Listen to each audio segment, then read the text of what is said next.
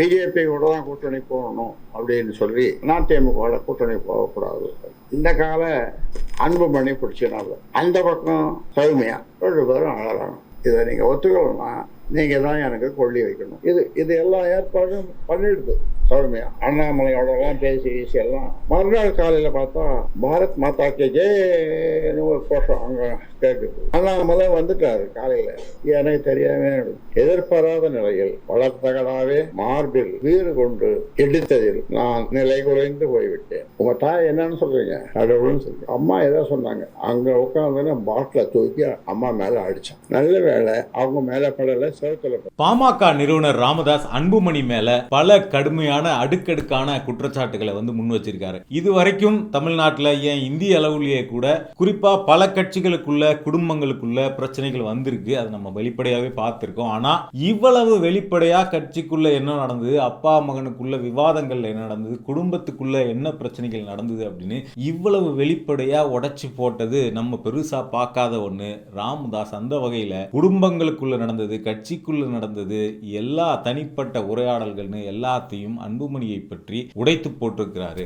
அவர் பேசினதுல கட்சிக்குள்ள ராமதாசனுடைய அதிகாரத்தை மீறி அன்புமணி அவருக்கே ஆர்டர் போட்டது, வளர்த்த கிடாய மாறல பாஞ்சிருச்சு, அப்படி இப்படின்னு பல விஷயங்களை அவருடைய அம்மா அன்புமணியினுடைய தாய் மீதே அன்புமணி பாட்டிலை வீசி எரிஞ்சாரு முகுந்தனை பத்தி பேசும்போது அப்படின்னு பல விஷயங்களை அவர் முன் வச்சிருந்தாலும் அதுல 2 விஷயங்கள் நமக்கு முக்கியமானதா தெரியுது. அது என்ன அப்படின்னா, பாமகவுக்குள்ள அப்பா மகன் 2 பேருக்கும் இடைப்பட்ட அந்த பூசல் ஏற்பட்டதுல பாஜக ஒரு முக்கியமான காரணமா இருந்திருக்கு அப்படிங்கிறது. ராமதாஸ் பேசும்போது என்ன சொல்றாரு அப்படின்னா, 2024 நாடாளுமன்ற தேர்தலுக்கு முன்னாடி எடப்பாடி பழனிசாமி கிட்ட பேசி அதிமுகவிடம் கூட்டணி அப்படின்றத உறுதி பண்ணி அன்புமணியிடமே பேசி எடப்பாடி பழனிசாமி கிட்ட தொலைபேசியில பேச சொல்லி அவரும் அன்புமணியும் எடப்பாடி பழனிசாமி கிட்ட பேசிட்டாரு. அதுக்கு பிறகு எடப்பாடி பழனிசாமி முன்னாள் அமைச்சர் சி.வி. சண்முகத்தை கூப்பிட்டு கூட்டணிக்கான ஏற்பாடுகளை நீங்க செய்யுங்க அப்படின்னு சொல்லி கிட்டத்தட்ட முடிவுக்கு வந்த ஒரு கூட்டணியில திடீர்னு ஒரு நாள் அன்புமணியும் அவருடைய மனைவி சௌமியா அன்புமணியும் என்ன பண்றாங்கன்னா, ராமதாசினுடைய கால்கள் 2 கால்களையும் பிடிச்சுக்கிட்டு 2 பேரும் அழுதாங்க அப்படின்னு சொல்றாரு. அதாவது அவங்க எதுக்காக அழுதாங்க அப்படின்னு ராமதாஸே சொல்றாரு. நம்ம அதிமுக கூட கூட்டணிக்கு போகக்கூடாது, பாஜக கூட தான் கூட்டணிக்கு போகணும் அப்படின்னு 2 பேரும் கேட்டதாகவும், குறிப்பா அன்புமணி பாஜக கூட கூட்டணிக்கு போறதுக்கு நீங்க ஒத்துக்கல அப்படின்னா நீங்க தான் எனக்கு கொல்லி வைக்கணும் அப்படின்னு சொல்லி அழுததாகவும் ஒரு அதிர்ச்சிகரமான தகவலை ராமதாஸ் வெளியிட்டிருக்கார். சோ இதுக்கெல்லாம் பிறகு வேற வழி இல்லாம பாஜகவோட கூட்டணியை பாமக வச்சது அப்படின்னு சொல்லிட்டு அடுத்த நாள் காலையில திடீர்னு பாரத் மாதா கி ஜெய் அப்படின்னு கத்திக்கிட்டு ஒரு கூட்டம் உள்ள வருது. கூடவே பார்த்தோம்னா அண்ணாமலையும் உள்ள வராரு. அங்க ஒரு பெரிய விருந்தே ஏற்பாடு செய்யப்பட்டிருக்கு. இது எதுவுமே எனக்கு தெரியாது அப்படின்னு ராமதாஸ் சொல்றாரு. அடுத்ததா அவர் என்ன சொல்றாருன்னா, அண்ணாமலை கூட ஏற்கனவே சௌமியா அன்புமணி பேசி எல்லா முடிவையும் எடுத்து வச்சிருந்தாங்க அப்படிங்கிறதையும் அவர் சொல்றாரு. இப்ப இதெல்லாம் எதுவுமே எனக்கு தெரியாது அப்படின்னு ராமதாஸ் சொல்றாரு இல்லைங்களா.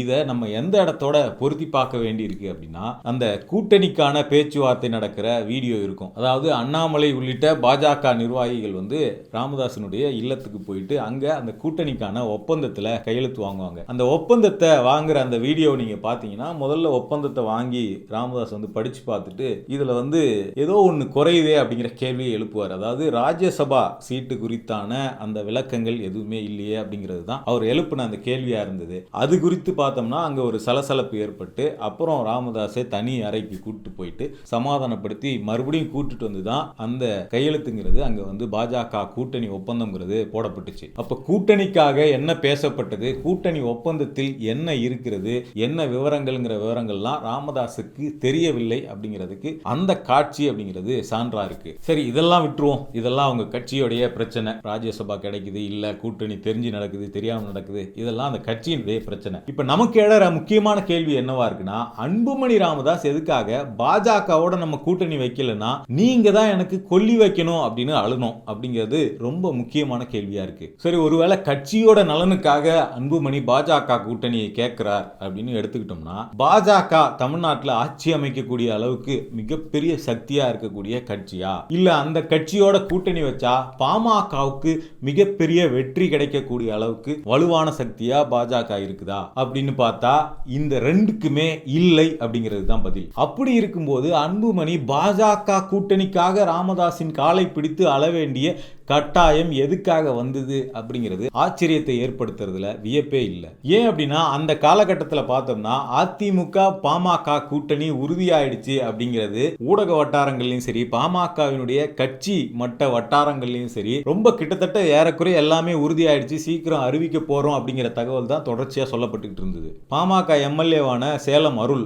அவரும் பார்த்தோம்னா இதே தான் ஊடக வட்டாரங்கள்ல தொடர்ச்சியா உறுதி சொல்லிட்டே இருந்தாரு. ஆனா கடைசி நேரத்துல திடீர்னு காட்சி மாறுச்சு. பாமக பாஜக கூட்டணி அப்படின்னு அறிவிக்கப்பட்டுச்சு. அப்ப இந்த மாற்றம் திடீர்னு எப்படி நடந்தது அப்படிங்கிற பின்னணியை தான் இன்னைக்கு ராமதாஸ் உடைச்சிருக்காரு. இந்த நிலையில தான் அன்புமணி ராமதாஸை பார்த்து நீங்க தான் எனக்கு கொல்லி வைக்கணும் அப்படின்னு சொல்லி அழுததா சொன்னது பல கேள்விகளை நமக்கு எழுப்புது. அப்ப பாஜகவுடன் தான் கூட்டணி வைக்கணும் அப்படின்ற ஒரு அழுத்தமோ அல்லது ஃபேவரிசமோ அன்புமணிக்கு கொடுக்கப்பட்டு பாமகவுக்குள்ள பிளவு ஏற்படுத்தப்பட்டிருக்கா அப்படிங்கிற கேள்விதான் ராமதாசனுடைய இந்த பேச்சில இருந்து எழுற பல கேள்விகள்ல ரொம்ப முக்கியமானதா இருக்கு. இப்ப நமக்கு இன்னொரு கேள்வி எழலாம், ராமதாஸ் என்ன பாஜகவுக்கு எதிரானவரா? அவர் இதுக்கு முன்னாடி பாஜகவோட கூட்டணியை வச்சது இல்லையா அப்படிங்கிற கேள்வி எழலாம். ராமதாஸ் பாஜகவுக்கு எதிரானவரா இல்லையா, அல்லது பாஜக ராமதாஸுக்கு எதிரானதா அப்படிங்கிற கேள்விகளுக்குள்ள போறதை விட பாஜக கடந்த 11 ஆண்டுகால ஆட்சியில கூட்டணி வச்சிருந்த கட்சிகள் இருக்குல்ல, அந்த கட்சிகளுக்குள்ள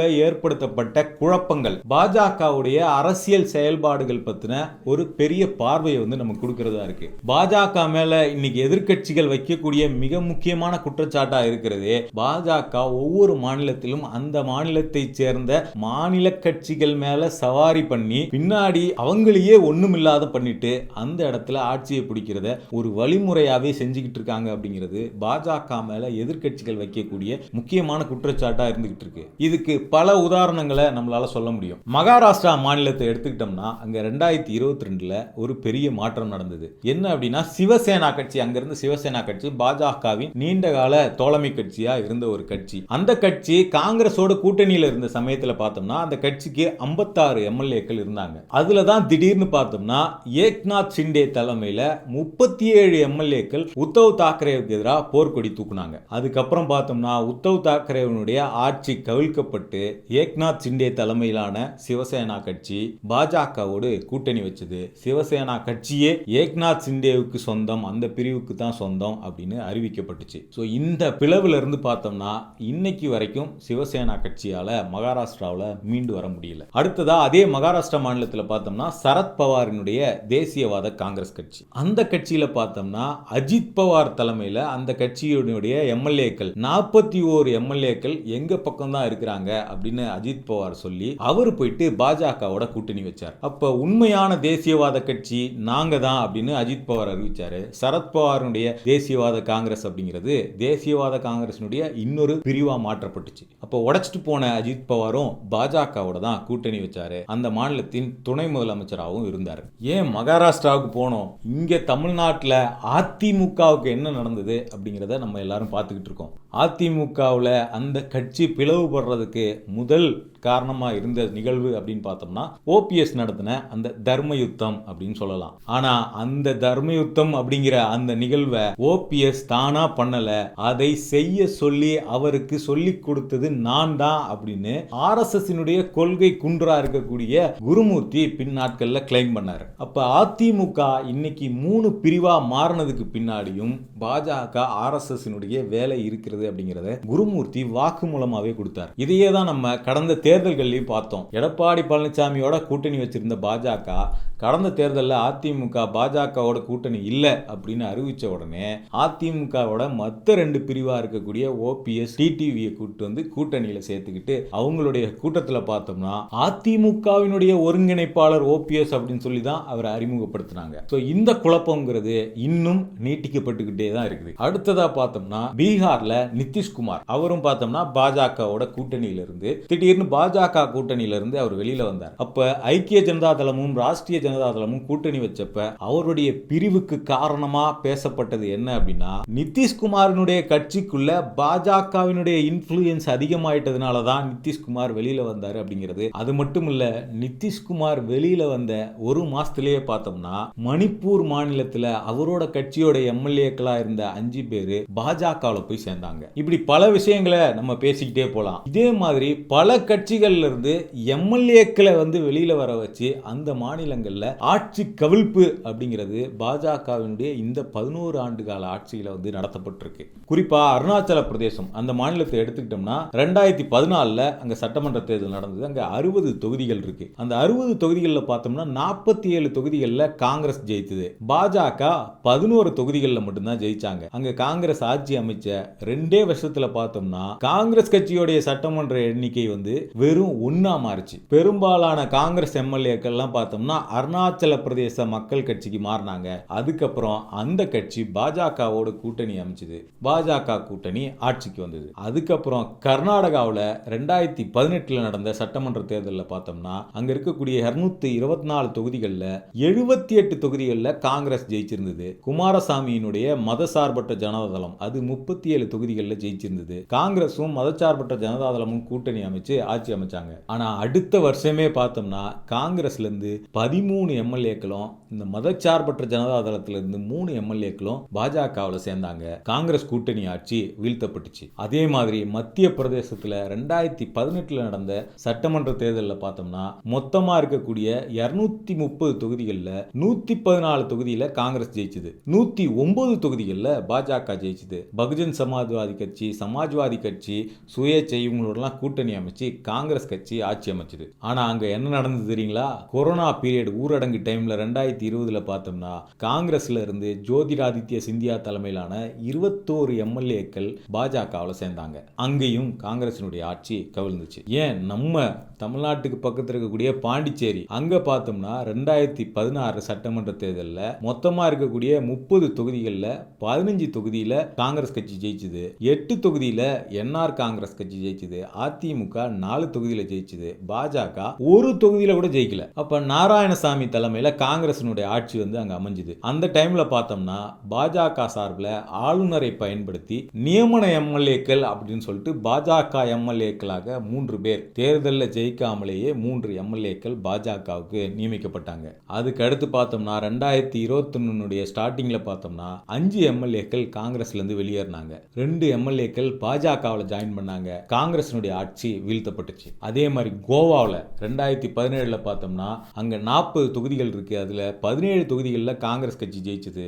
13 தொகுதிகளில் பாஜக ஜெயிச்சது. ஆனா காங்கிரஸ்ல ஜெயிச்ச 13 எம்எல்ஏக்கள் பாஜகவில் போய் சேர்ந்துட்டாங்க. இதனால கோவாவில் பார்த்தோம்னா பாஜக ஆட்சி அமைச்சது. இதே மாதிரி டெல்லியில 8 எம்எல்ஏக்கள் ஆம் ஆத்மி கட்சியினுடைய எம்எல்ஏக்கள் தேர்தலுக்கு முன்னாடி பார்த்தோம்னா பாஜகவில் போய் சேர்ந்தாங்க. இப்படி பல கட்சிகள்ல உள்ளுக்குள்ள கட்சிக்குள்ள பிளவு ஏற்படுத்துறதும் ஆட்சியை கவிழ்க்கிறதும் பாஜகவால பல முறை செய்யப்பட்டிருக்கு அப்படிங்கிறது எதிர்கட்சிகளால தொடர்ச்சியா வைக்கப்பட்டுக்கிட்டு வரக்கூடிய குற்றச்சாட்டு. இதுக்கெல்லாம் பின்புலமா அவங்க இடி, சிபிஐ, இன்கம் டாக்ஸ் மாதிரியான மத்திய புலனாய்வு நிறுவனங்களை வந்து பயன்படுத்துறாங்க அப்படின்ற குற்றச்சாட்டும் தொடர்ச்சியா அவங்க மேல வைக்கப்பட்டுக்கிட்டு இருக்கக்கூடிய குற்றச்சாட்டு தான். ஸோ பாஜகவினுடைய அரசியல் ஸ்ட்ராட்டஜி அப்படிங்கிறது பார்த்தோம்னா 2 வழிகளில் செய்யப்படுது அப்படிங்கிறது தான் பல அரசியல் ஆய்வாளர்கள் முன்வைக்கக்கூடியது. ஒன்று பார்த்தோம்னா இந்த ராமஜென்ம பூமி மூவ்மெண்ட் மூலமாகவும் இந்த ரத யாத்திரை, பாபர் மசூதி இடிப்பு, இது மூலமா மத ரீதியிலான அரசியல், மதவாத அரசியல் மூலமா வட மாநிலங்களில் குறிப்பிடத்தக்க செல்வாக்கை வந்து அவங்க பெற்றிருக்காங்க அப்படிங்கிறது ஒரு பக்கம். இன்னொரு பக்கம் பார்த்தோம்னா பல மாநிலங்களில் அங்க இருக்கக்கூடிய கட்சிகளோட கூட்டணி வச்சு அந்த கட்சிகள் மேல சவாரி பண்ணி அதுக்கப்புறம் அந்த கட்சிகளையே உடைத்து பிளவுபடுத்தி அவங்களையே பலவீனமாக்கிட்டு அந்த மாநிலத்துக்குள்ள அவங்களுடைய அதிகாரத்தை நிறுவுவது அப்படிங்கிறது 2வது வழிமுறையா இருந்திருக்கு. இது இல்லாம 3வது வழிமுறையாகவும் ஒன்றை பயன்படுத்தியிருக்காங்க அப்படிங்கிறது தான் நம்ம மேற்கண்ட அந்த எடுத்துக்காட்டுகள் மூலமா பார்த்தது. எதிர்கட்சிகள்ல இருக்கக்கூடிய எம்எல்ஏக்களையும் அங்கிருந்து வெளியேற்றி பாஜகவோடு இணைய வச்சு அந்த மாநிலங்களில் ஆட்சி கவிழ்ப்பை ஏற்படுத்தி அங்கு தங்களுடைய அதிகாரத்தை நிறுவுறது. ஸோ இந்த 3 நிகழ்வுகளுமே பார்த்தோம்னா பாஜகவினுடைய கடந்த 11 ஆண்டு கால ஆட்சியில தொடர் நிகழ்வுகளா நடந்துகிட்டு இருக்கிறத நம்ம அடிக்கடி செய்திகள்ல பார்க்க முடியுது. அப்ப இப்போ பாமகவுக்குள்ள ஏற்பட்டிருக்கக்கூடிய சலசலப்போ அல்லது அன்புமணிக்கும் ராமதாஸுக்கும் ஏற்பட்டிருக்கக்கூடிய இந்த பூசலுக்கும் இடையில அவர் சொல்ற பல காரணங்கள், அன்புமணி வந்து என்னை அவமானப்படுத்தினார், எனக்கு ஆர்டர் போட்டார் அப்படின்னு அவர் சொல்ற பல காரணங்கள்ல மிக முக்கியமான காரணமா இருக்கிறது அப்படிங்கிறது உள்ளுக்குள்ள பிளே பண்ண பாஜகவினுடைய ரோல் இருக்குது அப்படிங்கிறது ராமதாஸினுடைய அந்த பேச்சிலிருந்து தெரிய வருது. ராமதாஸ் இன்னொரு நிகழ்வையும் குறிப்பிடுறாரு, அதையும் நம்ம சேர்த்து தான் பார்க்க வேண்டியிருக்கு. 6 வருஷத்துக்கு முன்னாடி, அதாவது 2019 மோடி ஆட்சி அமைக்கும் போது அந்த கூட்டத்துக்கு அழைக்கப்பட்டதாகவும் அந்த கூட்டத்தில் ராமதாஸ், ஜி.கே. மணி, அன்புமணி 3 பேரும் போய் கலந்துகிட்டதாகவும் அந்த கூட்டத்தில் கலந்து கொண்டு அதுக்கு பிறகு அங்கிருந்து புறப்படும் போது பிளைட்ல அன்புமணி அன்புமணி என்ன சொல்லியிருக்காரு அப்படின்னா, இந்த கட்சியை இனிமேல் நான் பார்த்துக்கிறேன் அப்படின்னு அன்புமணி சொன்னதாகவும், அதுக்கு பிறகு கண்ணீர் விட்டுக்கிட்டே நான் வந்தேன் அப்படின்னும் ராமதாஸ் வந்து பதிவு பண்ணியிருக்காரு. ஸோ பாமகவுக்குள்ளே நடந்துக்கிட்டு இருக்கக்கூடிய இந்த அப்பா மகன் சண்டை அல்லது கோஷ்டி பூசல் எது வேணா வச்சுக்கிட்டாலுமே அல்லது பிளவு எப்படி வச்சுக்கிட்டாலுமே இதுக்கு பின்னாடி பாஜகவினுடைய ஒரு ரோலும் இருந்திருக்கிறது அப்படிங்கிறத ராமதாசனுடைய பேச்சிலிருந்து நம்ம புரிஞ்சிக்க முடியுது. மிக குறிப்பாக சௌமியா அன்புமணி ராமதாஸுக்கு முன்பே அண்ணாமலையிடம் பேசி கூட்டணியை முடிவு செய்து விட்டார் அப்படிங்கிற அந்த பதிவும் நம்ம கவனிக்க வேண்டியதாக இருக்குது. அப்போ மகாராஷ்டிராவில் இதே மாதிரி பல மாநிலங்களில் பாஜகவோடு கூட்டணி வைத்த அவங்களுடைய தோழமை கட்சிகளாக இருந்தவர்களுக்கு அங்கே நடந்தது தான் இப்போ பாமகவுக்குள்ளே நடந்துக்கிட்டு இருக்கா அப்படிங்கிற கேள்வி எழுறதையும் தவிர்க்க முடியல. தொடர்ச்சியாக இந்த மாதிரியான தகவல்களை தெரிஞ்சுக்க யூ டர்னை சப்ஸ்கிரைப் பண்ணுங்கள்.